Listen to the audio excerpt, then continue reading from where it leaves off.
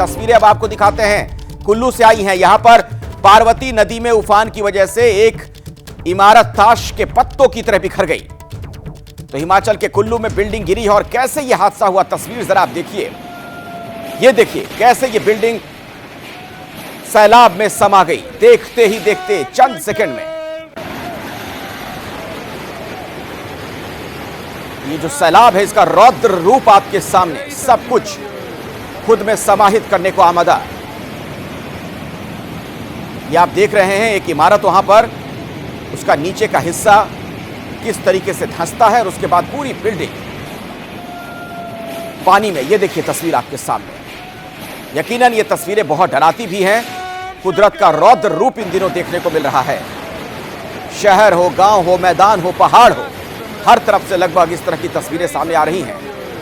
और पहाड़ी इलाकों में तो खास तौर पर और ज्यादा हालात बिगड़ते ही जा रहे हैं। हिमाचल प्रदेश में कुल्लू की तस्वीरें आप देख रहे हैं। ये वो जगह है जहां पर बड़ी संख्या में सैलानी जाते हैं, टूरिस्ट प्लेस है।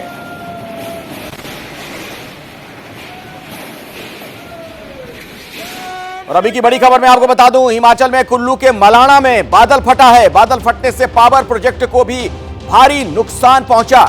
लोगों से अपना घर छोड़कर सुरक्षित ठिकानों पर पहुंचने की अपील प्रशासन की तरफ से की गई है। कुल्लू के मलाणा की घटना बताई जाती है। बादल फटने की वजह से वहां पर एक पावर प्रोजेक्ट को भी बड़ा नुकसान पहुंचा है। मलाणा की तस्वीरें भी आपको दिखाएंगे। अचानक से बादल फटता है और उसके बाद वहां पर हर तरफ पानी ही पानी।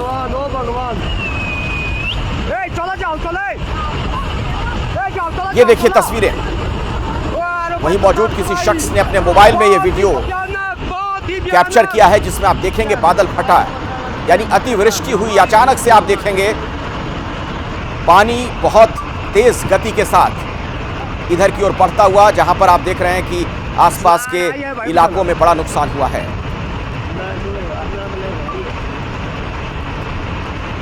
मेरे सहयोगी इस वक्त मौजूद है मेरे साथ, सचिन हिमाचल प्रदेश से हैं, उनके पास भी चलेंगे, दीपक के पास भी आपको लिए चलूंगा। लेकिन सचिन पहले जरा आप ही दिखाइए आपके आसपास अभी क्या हालात हैं और क्या जानकारी मिल रही है, कितना नुकसान हुआ है।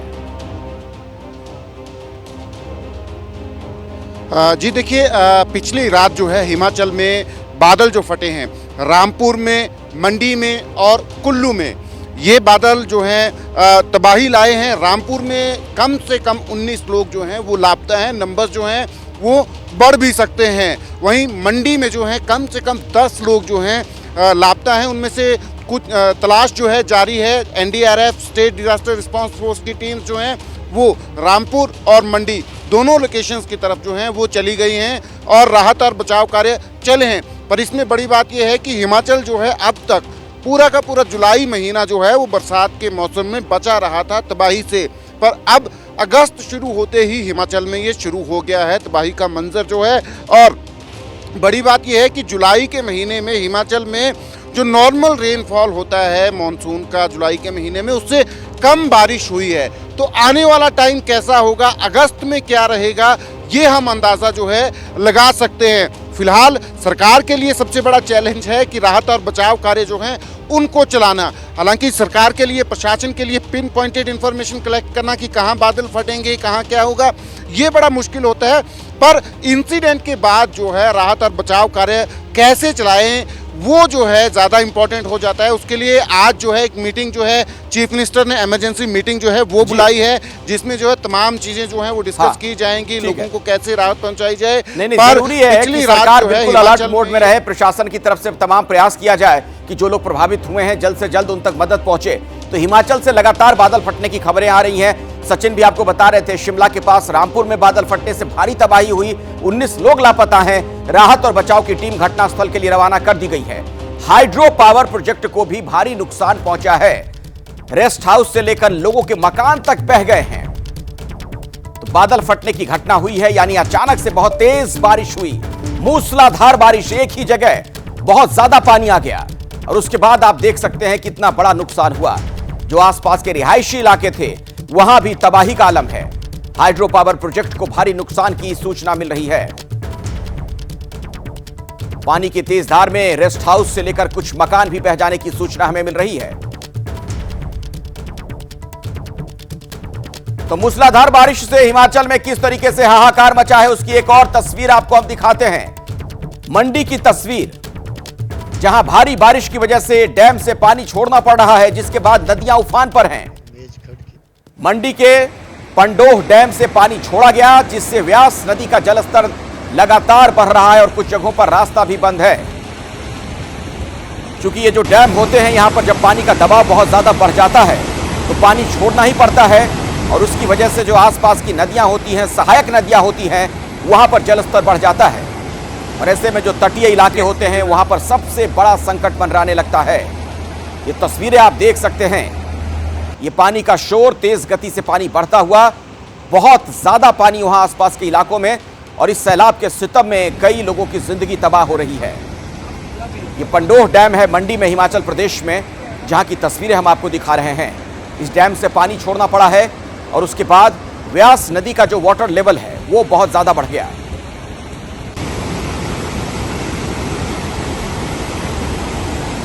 और आपको यह भी बता दें, हिमाचल के मंडी में बादल फटने से भारी नुकसान हुआ है। मंडी के थलटू खोड़ में कई मकान बह गए, जान माल का भारी नुकसान हुआ।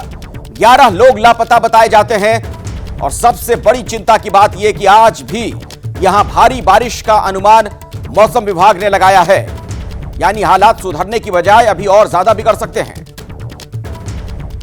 अभी यह सूरत हाल है और अगर और बारिश हुई तो आप समझ सकते हैं किस तरीके से पानी का रौद्र रूप देखने को मिल सकता है। तो देवभूमि में बादल फटा, तबाही आई, उसकी तस्वीरें आपके सामने हैं।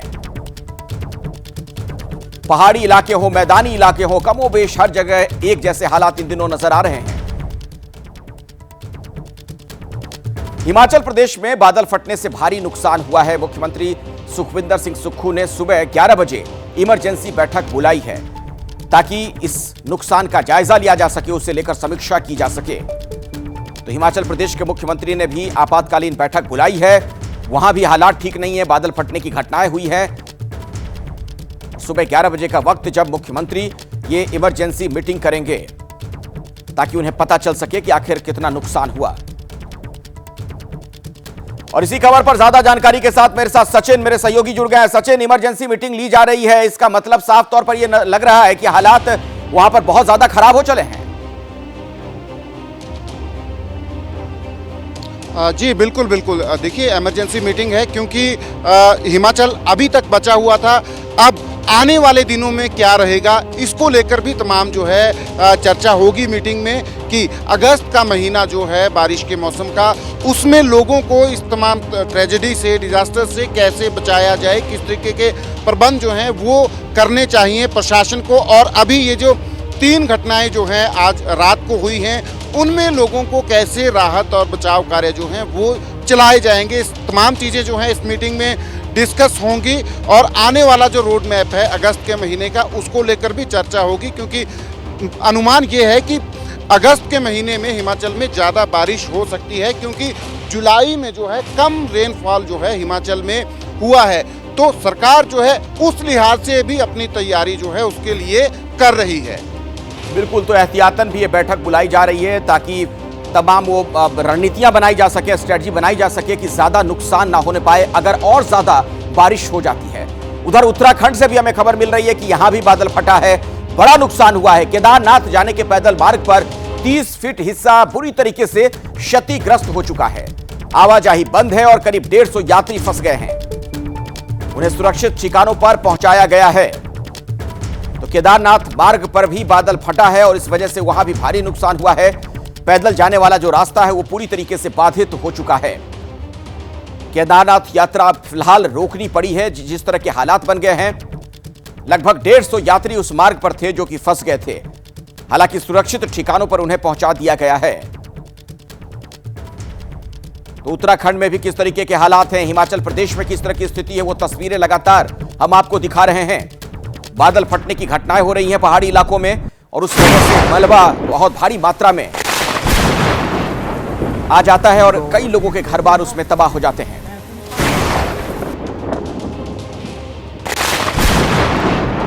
जो बिजली कड़क रही है, बादलों की जो गड़गड़ाहट है वो आप साफ तौर पर सुन पा रहे हैं। मेरे सहयोगी दीपक भी इन्हीं इलाकों में घूम रहे हैं ताकि आप तक ग्राउंड जीरो से हर खबर पहुंचा सके। दीपक, अभी क्या स्थिति नजर आ रही है आपको वहां पर?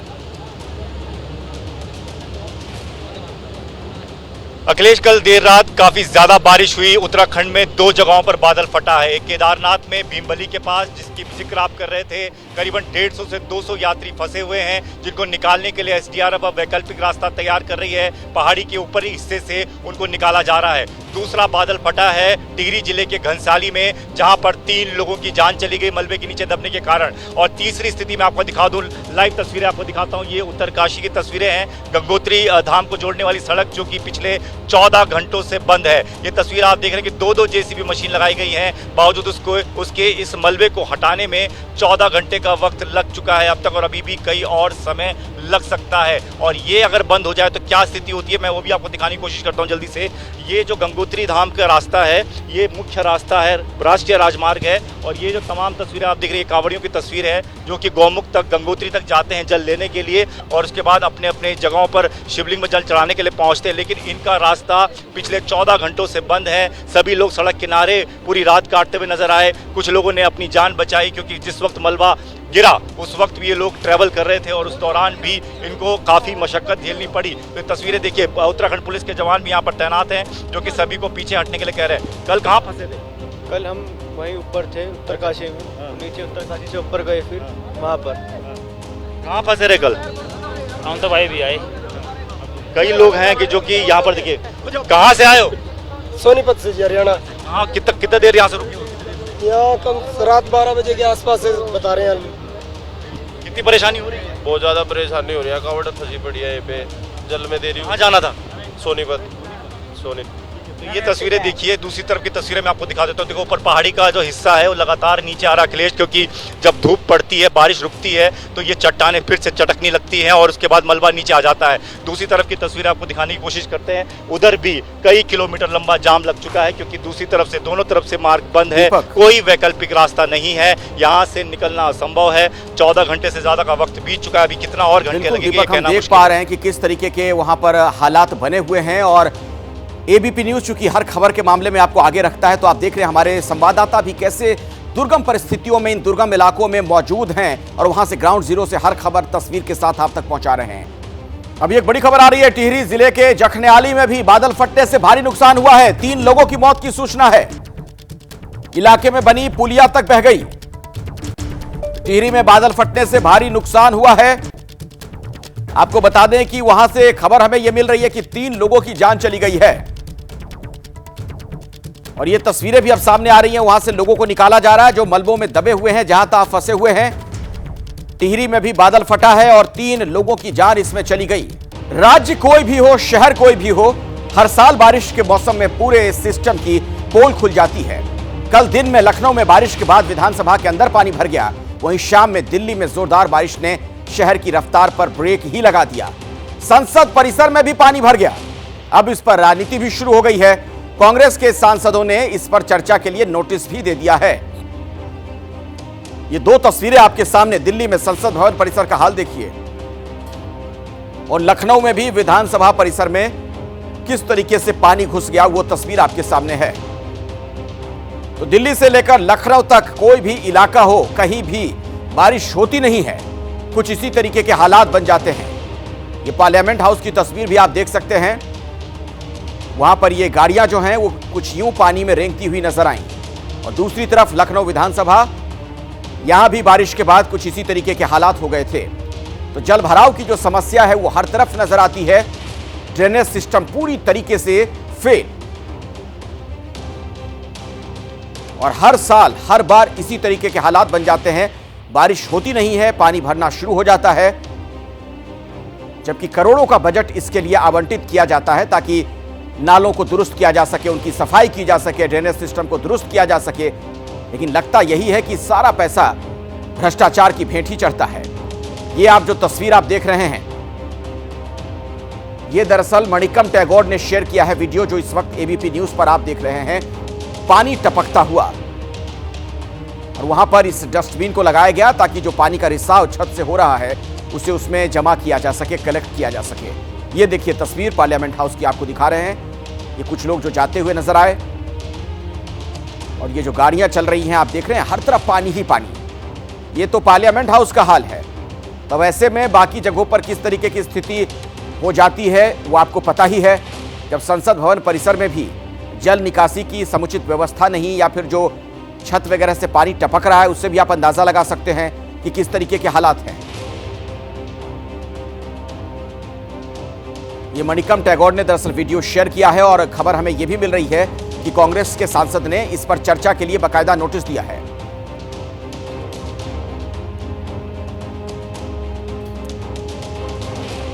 इस खबर पर और अधिक जानकारी हम तक पहुंचाएंगी मनोज्ञा, मेरी सहयोगी हमारे साथ मौजूद हैं, उनके पास मैं आपको लिए चलूंगा। आशीष भी आपको नजर आ रहे हैं जो कि वायनाड में हैं, और इसके अलावा अजय बाचलू भी आप तक जानकारी पहुंचाने वाले हैं, हमारे साथ जम्मू से जुड़े हुए हैं, और दिल्ली से भी हमारे साथ दिव्यांकर मौजूद है। लेकिन मनोज्ञा, पहले आपके पास ही आऊंगा, चूंकि पार्लियामेंट हाउस की तस्वीरें वायरल हो रही हैं, जो पानी टपकता हुआ दिख रहा है, मतलब संसद में आज इस पर चर्चा भी होगी क्या? जी बिल्कुल, क्योंकि कांग्रेस के सांसद एम मणिकम टैगोर ने ये नोटिस दिया है और कहा है कि इस पर चर्चा हो, क्योंकि 1200 करोड़ खर्च करके अगर सरकार ने इस तरह की इतनी बड़ी संसद बनाई है तो कैसे हो सकता है कि पहली मॉनसून पर ही उसकी छत से पानी गिरने लगे। तस्वीरें उन्होंने ट्वीट की हैं और सवाल उठा रहे हैं सरकार पर। सरकार भी पूरी तरह से तैयार दिख रही है, क्योंकि लगातार जिस तरह से आज एक के बाद एक बिल पेश होने वाले हैं, जिसमें नेशनल डिजास्टर अमेंडमेंट एक्ट को 2005 के एक्ट को अमेंड करके नया बिल पेश किया जाएगा, जो खुद आज गृह मंत्री अमित शाह पेश करेंगे। तो आज के दिन कम से कम संसद में ये मान के चलिए कि फिर एक बार फायरवर्क्स, जिसको कहते हैं कि और भी ज्यादा पटाखे फूटने की संभावना है आज सारे दिन, जहां एक और बारिश का कहर देश में कई ऐसे सवाल खड़े कर रहा है, जहाँ के वायनाड हो जिसमें केंद्र बनाम राज्य हो गया है, जिसके जवाब में कल भी कई बार एक के बाद एक बयानबाजी हुई थी दोनों पक्ष और विपक्ष से। आज फिर हिमाचल हो या फिर बाकी सारे उत्तरी इलाके हों उत्तर भारत के, जहां पर लगातार भूस्खलन हो रहा है और इस तरह की घटनाएं हो रही हैं, तो आज संसद का दिन जैसे ही अभी कार्रवाई शुरू होगी, यकीन मानिए फिर से एक बार आपको फायरवर्क्स देखने को मिलेंगे। बिल्कुल, और देखिए ये जो बारिश की वजह से हालात खराब है, सिर्फ पार्लियामेंट हाउस की बात नहीं है, बल्कि दिल्ली के अलग अलग इलाकों से भी हमें ऐसी ही सूचना मिल रही है।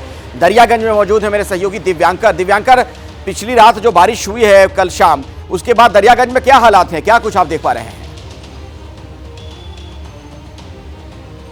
जी बिल्कुल अखिलेश, मैं हैप्पी स्कूल के बाहर ही मौजूद हूँ। जो स्कूल की दीवार है वो गिरी हुई है, जिसके चपेट में कई सारी जो गाड़ियां हैं वो आपको यहाँ पर नजर आएंगी। कितना ज़्यादा नुकसान इन गाड़ियों को हुआ है। खास बात यह है कि ये जो गाड़ी यहाँ पर आपको नजर आएगी, ये दिल्ली पुलिस की किसी अधिकारी की गाड़ी है, और अंदर आप देख पाएंगे दिल्ली पुलिस की जो फाइल है वो भी रखी हुई है। आधी से ज़्यादा गाड़ियाँ, कई जो गाड़ियाँ हैं वो आपको टूटी हुई किस तरह से नजर आएंगी, आप ये देख पाएंगे। दीवार जो अचानक से तकरीबन शाम के क्या कहें या फिर रात में तकरीबन 8 बजे के आसपास ये जो हादसा है वो हुआ है। दीवार का जो हिस्सा है आधा वो यहाँ पर गिर गया। कई सारी गाड़ियाँ यहाँ पर पार्क थी। चूँकि ये कोई पार्किंग का हिस्सा नहीं है, यहाँ पर नो पार्किंग है, चलती फिरती ये सड़क है, और लेकिन फिर भी कई सारे जो ऑफिस है वो यहाँ पर आसपास है, और उन्हीं ऑफिस में काम करने वाले लोगों की जो गाड़ियाँ हैं वो यहाँ पर खड़ी रहती हैं। आप देख पाएंगे यहाँ पर 1 2 3 4 5 6 गाड़ियाँ जो है वो इस जो दीवार गिरी है उसके बाद इस हादसे का शिकार हुई है। गनीमत ये थी कि कोई यहाँ पर मौजूद नहीं था, अंदर कोई बैठा नहीं था, वरना ये जो दीवार गिरने के बाद जिस तरह से गाड़ियाँ पूरी तरह से क्षतिग्रस्त हुई है, उसकी चपेट में अगर कोई अंदर व्यक्ति बैठा होता तो निश्चित तौर पर उसे काफ़ी ज़्यादा परेशानी होती, काफ़ी ज़्यादा समस्याओं का सामना करना पड़ता और उसे भी चोट लग जाती। तो इस तरह से आप ये तस्वीरें देखिए, अलग अलग दिल्ली के इलाकों में कुछ इस तरह से घटनाएं हो रही हैं, और उसी में से एक घटना ये दरियागंज में हुई है। हैप्पी स्कूल की जो दीवार है वो गिरी और जिसकी चपेट में 6 से 7 गाड़ियां जो है वो आ गई हैं। बिल्कुल आप सही कह रहे हैं दिव्यांकर की गाड़ियां चपेट में आई हैं। अगर कोई इसके अंदर बैठा होता तो आप सोच रहे हैं उसकी जान भी जा सकती थी उसमें दबने की वजह से। दिल्ली में सिस्टम की लापरवाही ने मां बेटे की जान ले ली। ये गाजीपुर इलाके की घटना है, जहां 23 साल की तनुजा अपने 3 साल के बेटे प्रियांश के साथ घर जा रही थी। नाला खुला हुआ था, बारिश की वजह से पता नहीं चला और प्रियांश का पैर फिसल गया, वो नाले में गिर गया। बेटे को बचाने के लिए मां भी नाले में कूद गई। लोगों ने बचाने की कोशिश की लेकिन दोनों की डूबने से मौत हो गई। तो बहुत ही दर्दनाक घटना, एक मासूम और उसकी मां दोनों की मौत हो गई नाले में डूबने से। सिस्टम की नाकामी से लोगों की जान कैसे जाती है, इसके बारे में हम आज आपको बताएंगे।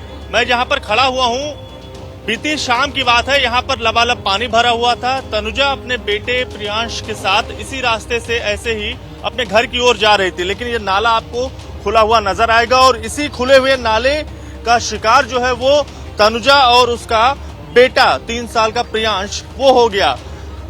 जो घटना हुई उसके मुताबिक जो जानकारी पुलिस की ओर से मिली है, करीब 7:30 बजे के आसपास ये जो पूरा हादसा है वो हुआ है। 3 साल का बेटा प्रियांश अपनी मां तनुजा के साथ घर जा रहा था, तभी खोड़ा कॉलोनी के पास बारिश का पानी काफी ज्यादा यहाँ पर भरा हुआ था और प्रियांश जो है वो खुले नाला, जिस तरह से ये तस्वीर आपको नजर आएगी, इसी तरह की स्थिति बीती शाम की भी थी और इसी में जो प्रियांश है वो गिर जाता है और पानी इतना ज्यादा था कि कुछ भी दिखाई नहीं दे रहा था। बेटे को बचाने के लिए मां तनुजा भी इसी नाले में कूद गई और जिसके चलते डूबने से दोनों की मौत हो गई।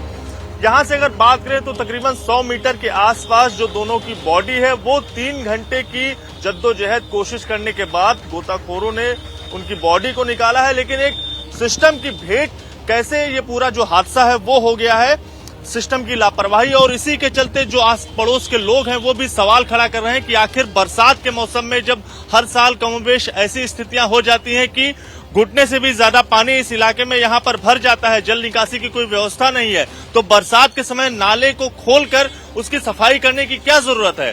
तो लोग जो है वो काफी ज्यादा नाराज हैं, आक्रोशित हैं, लेकिन सिस्टम की लापरवाही का जो शिकार है वो तनुजा और उसका बेटा प्रियांश हुए हैं, जिसके जवाब में अभी जो है वो नहीं मिल रहे हैं, क्योंकि लोगों का साफ तौर से यही कहना है कि प्रशासन की ओर से हर साल कोई भी काम जो है वो नहीं कराया जाता, नालों की सही समय से सफाई नहीं होती और जिसका शिकार जो है वो हर साल लोग होते हैं।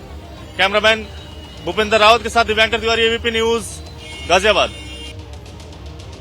ये हादसा नहीं, हत्या। आप सोचिए जरा, इस तरीके से देश की राजधानी दिल्ली में सड़क पर चलता हुआ मासूम नाले में डूब जाता है, उसकी मौत हो जाती है, उसकी मां की भी मृत्यु हो गई। सवाल यही है कि क्या कोई जिम्मेदारी तय होगी?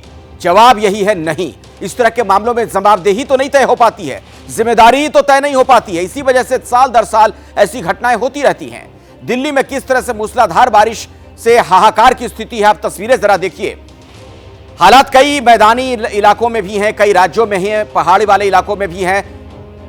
आप देख सकते हैं तस्वीरों में किस तरीके की स्थिति बनी हुई है। दिल्ली से लेकर उत्तर प्रदेश हो, उत्तराखंड हो, हिमाचल प्रदेश हो, केरल हो, जम्मू कश्मीर, हरियाणा, मध्य प्रदेश, हर जगह अभी बारिश का सितम देखने को मिल रहा है।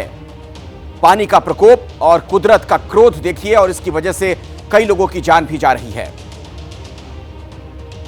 और इस बीच वायनाड से अपडेट यह है कि वहां लैंडस्लाइड से मरने वालों की संख्या लगातार बढ़ती जा रही है। आंकड़ा अब बढ़कर 228 पहुंच गया है। आज यहां पर रेस्क्यू ऑपरेशन का तीसरा दिन है। आर्मी तैनात है, एयरफोर्स के लोग मौजूद हैं, एनडीआरएफ, एसडीआरएफ, इसके अलावा पुलिस, फायर ब्रिगेड और स्पेशल डॉग स्क्वाड की भी मदद ली जा रही है। मृतकों की संख्या यहां पर और ज्यादा बढ़ गई है। वायनाड में रेस्क्यू का तीसरा दिन। मेरे सहयोगी आशीष इस वक्त हमारे साथ वहां से जुड़े हुए हैं, ग्राउंड जीरो पर मौजूद हैं। आशीष, मरने वालों की संख्या 200 को पार कर गई है और 3 दिन चुकी हो चुके रेस्क्यू ऑपरेशन चलते हुए। अब जो लोग मलबे में फंसे होंगे तो उनके बचने की अब संभावना बड़ी कम होगी, ऐसे में तो यह आंकड़ा और बढ़ सकता है। बिल्कुल अखिलेश, हम जानते हैं ये पूरा जो अभी रेस्क्यू रिलीफ ऑपरेशन है, अगर हम इसकी बात करें तो देखिए बड़े युद्ध स्तर पर चल रहा है। सेना के करीब 1000 से ज़्यादा जवान और अधिकारी यहाँ मौजूद हैं, वरिष्ठ अधिकारी भी सेना के यहाँ पर हैं। हम बिल्कुल चूरलमाला के उसी जगह पर हैं जहाँ तबाही हुई, ये वो नदी है। और हम जानना चाहेंगे ब्रिगेडियर साहब से, ब्रिगेडियर साहब ये जो अभी रेस्क्यू और रिलीफ का ऑपरेशन है, क्या स्थिति है इस तरफ गाँव के और उस तरफ गाँव के, क्या स्टेटस है अभी? गांव के इस तरफ तो ज़्यादा कोई डैमेज नहीं हुआ है। ब्रिज जैसे आप देख रहे हैं, अगले 2.5-3 घंटे में उम्मीद है कि ये ब्रिज ऊपर विल बी रेडी एंड इस पर फिर हम एक पहले ट्रायल व्हीकल चढ़ाएंगे और एक बार गाड़ी सक्सेस हो जाए तो उसके बाद हम आगे की व्हीकल मूवमेंट करेंगे। फ़िलहाल हम सिर्फ इमरजेंसी और रेस्क्यू व्हीकल्स को ही अलाउ करेंगे, क्योंकि आगे जाके काफ़ी ट्रैफिक जैम होने का अंदेशा है, आगे इतनी ज़्यादा जगह नहीं है। और अब इसके आने के बाद काफ़ी स्पीड अप हुआ है हमारे ऑपरेशन में। पिछले घंटे भर में ऊपर मुंडकाई में 2 बॉडीज़ रिकवर हुई हैं, जो कि आपके सामने आपने थोड़ी देर पहले देखा होगा, यहाँ नीचे आई हैं। और उधर ये स्निफर डॉग्स आर्मी के और पुलिस के उनकी सहायता लेकर बॉडीज रिकवरी हो रही है। काफी ज्यादा तबाही ऊपर मुंडकाई में बताया जा रहा है सर, अभी भी कई घर ऐसे हैं जो मलबे में दबे हुए हैं। जी, अभी भी मतलब मलबे में तो जो दबे हैं वो शुरू से ही दबे हैं, लेकिन उनमें पिछले 2 दिनों से हमने काफ़ी छानबीन कर ली है। जहाँ जहाँ मैन्युअली हम नहीं पहुँच पाए या खोद नहीं पाए, अभी वहाँ पे ये मैकेनिकल एफर्ट के साथ, इंजीनियर एफर्ट के साथ, उसके साथ हम अभी खुदाई शुरू कर रहे हैं। आखिरी सवाल सर, क्या कहा जा सकता है, कितना टाइम और लगेगा पूरी तरीके से इस एरिया को छानबीन करके सैनिटाइज करके एक स्टेटस रिपोर्ट सबमिट करने? स्टेटस रिपोर्ट तो डेली हो ही रही है, डेली हम इसका अपडेट ले रहे हैं, बट जो इमरजेंसी वाली जो सिचुएशन थी वो कल और आज, मतलब डे बिफोर यस्टरडे और परसों और कल थी। आज काफ़ी हालत कंट्रोल में आ गई है और उतनी ज़्यादा कैजुअलिटीज़ जो पहले थी वो अभी उतनी ज़्यादा हमें आशंका नहीं है। Thank you sir. तो जैसा ब्रिगेडियर साहब ने बताया, ये पूरे यहाँ पर रेस्क्यू एंड रिलीफ ऑपरेशन को पैरा ब्रिगेड से हैं और खुद मॉनिटर कर रहे हैं, ग्राउंड पे हैं, लगातार स्थिति को देख रहे हैं। और इन्होंने जैसा बताया कि कल और हादसे के दिन और हादसे के बाद काफी स्थिति खराब थी, अब थोड़ी स्थिति को कंट्रोल में लाया जा रहा है। अपने दर्शकों को मैं जम्मू लिए चलता हूं, यहां भी भारी बारिश के बाद हालात बिगड़ चुके हैं। मूसलाधार बारिश से जम्मू के रिहायशी इलाके ऐसा लग रहा है कि मानो कोई समंदर हो, घरों में पानी घुस गया, लोगों को भारी समस्या का सामना करना पड़ रहा है। ये तस्वीरें जरा आप देखिए, रिहायशी इलाकों का हाल ये है। लोग अपने घरों से पानी निकालने की कोशिश करते हुए नजर आ रहे हैं, लेकिन जब हर तरफ पानी पानी हो तो कहां तक वो पानी बाहर निकाल पाएंगे। ये जम्मू कश्मीर की तस्वीर आपके सामने। अजय बाचलू मेरे सहयोगी है, इस वक्त मेरे साथ मौजूद हैं। अजय, और क्या सूचना आपके पास है, क्या अपडेट है, किस तरीके की स्थिति वहां बनी हुई है? देखिए अखिलेश, आप थोड़ी देर पहले जवाब और जिम्मेदारी की बात कर रहे थे, तो वो जवाब और जिम्मेदारी यहाँ जम्मू में नहीं दिख रही। आज इस मौसम की पहली बड़ी बरसात हुई है और इस पहली बड़ी बरसात ने किस तरह से यहाँ सिस्टम की पोल खोल दी है, ये तस्वीरें आप अखिलेश दिखा ही रहे होंगे। इसके साथ एक चीज़ और बता दूँ अखिलेश, मेरी कुछ लोगों से बात हुई, वो ये कह रहे हैं कि ये जो सिस्टम है, सिस्टम का फेलियर का आप अंदाज़ा लगाइए कि 20 साल से जम्मू के पॉश इलाकों की स्थिति वही है जो आज है। हर साल यहाँ पैसा निकलता है नालों की सफाई का, गलियों की सफाई का, लेकिन वो पैसा कहाँ जाता है वो सब जानते हैं। तो ऐसे में लोगों ने अब यहाँ पर जम्मू में म्युनिसिपैलिटी और दूसरी एजेंसीज का वेट करना छोड़ दिया है। वो लोग आज सुबह से ही खुद ही अपने घरों की सफाई में लगे थे, क्योंकि लोगों का ये साफ तौर पर आरोप है कि वो वेट करके, प्रतीक्षा करके उन्हें कुछ नहीं मिलेगा। आज कई लोगों ने छुट्टी ली है दफ्तर से, बच्चे स्कूल नहीं गए हैं, क्योंकि सुबह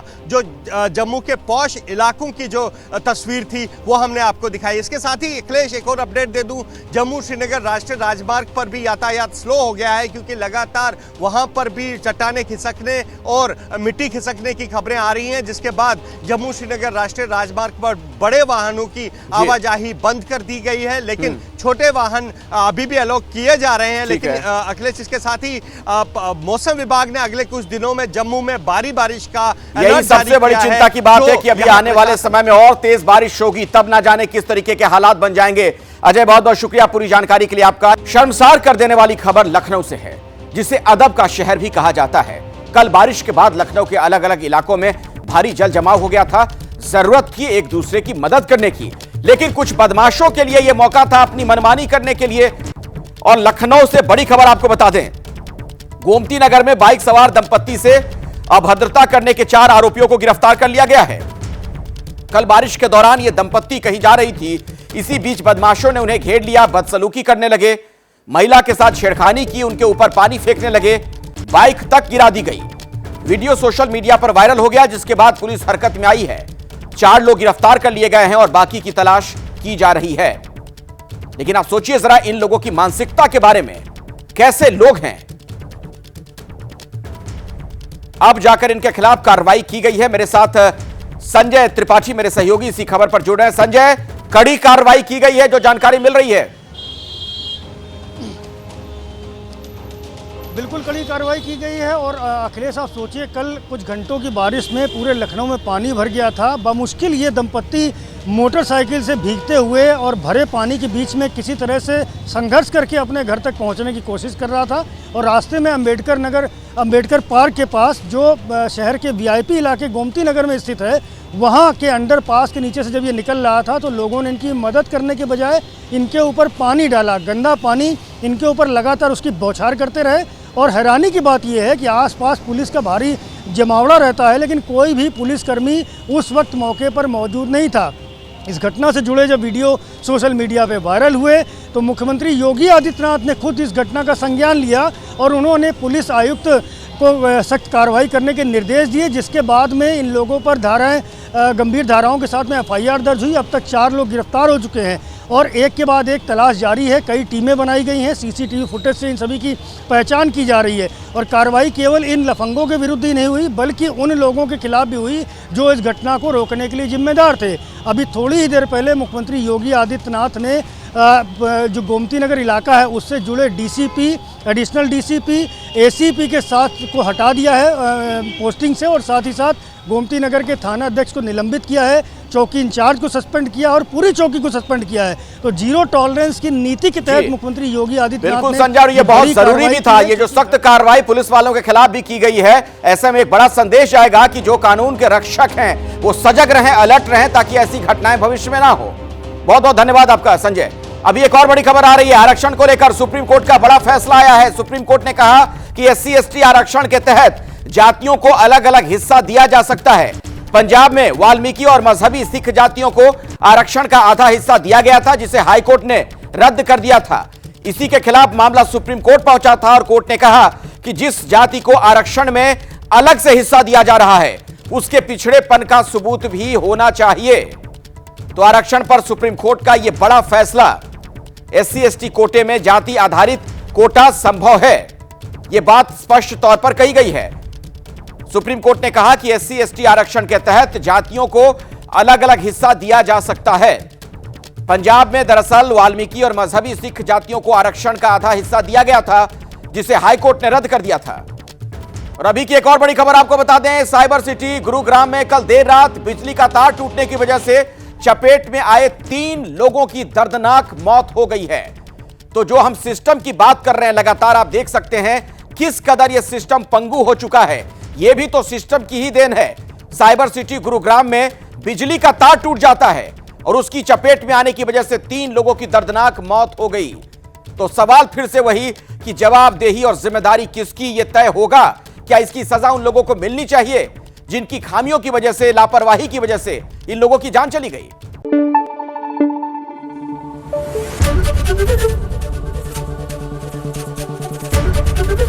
ABP न्यूज आपको रखे आगे।